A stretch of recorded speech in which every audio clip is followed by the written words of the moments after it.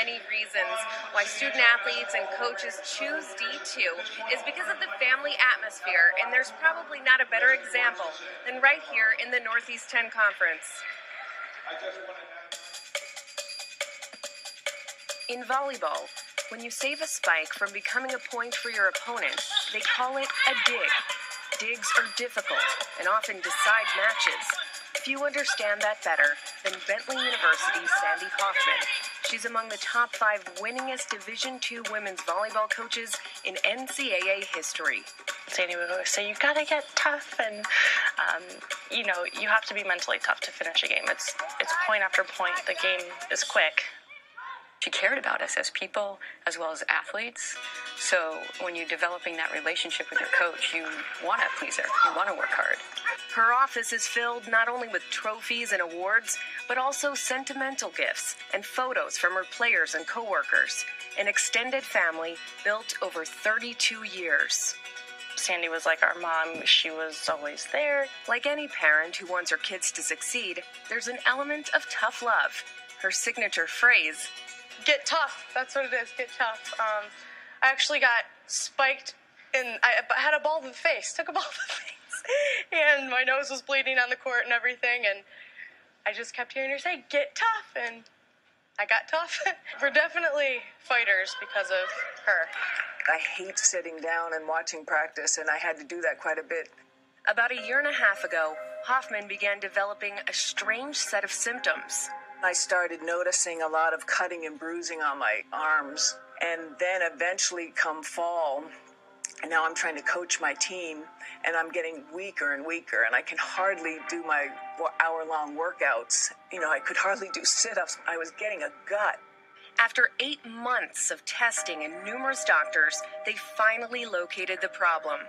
As soon as they did the scan of my abdomen, they found a tumor in there about the size of a volleyball. We called it the volleyball because I couldn't even do a sit-up over it. Hoffman's typical response, get tough and dig. I really wanted to attack it head on, so I never stopped and paused to think, woe is me, or I can't believe this is happening.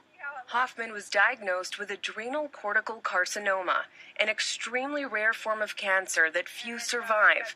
Since it spread to other parts of her body, she's been undergoing chemotherapy, but so far Hoffman has only missed 2 weeks of coaching. It's such a tremendous example for all of us watching her, in particular her student athletes watching their coach fight the battle of her life and not give up. It's really awesome to see her come every day with the same passion and fire and intensity, and it makes you want to just go out there and play. I want to be tough for them because I want them to be tough too, and not even think of cancer or my coach has cancer or anything. You just want to focus on volleyball. She says coaching is what keeps her going. It is definitely my therapy. Definitely. It was just kind of like, oh, well, she's touched so many lives. We have to do something, to help her. My original fundraising goal, I think, was $500.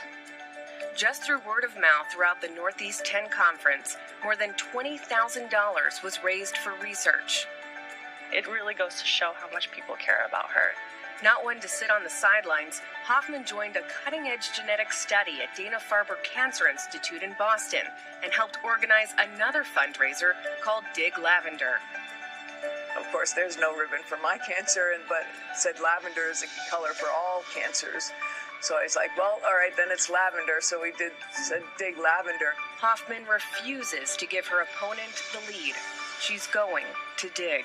There's no concession in her whatsoever. She is of the focused mind that she will beat this. In a few weeks, the Dana-Farber Cancer Institute will have an inscription in Hoffman's honor in that beautiful lit display that you saw, and it will say, "Fight like a volleyballer." We're going to take a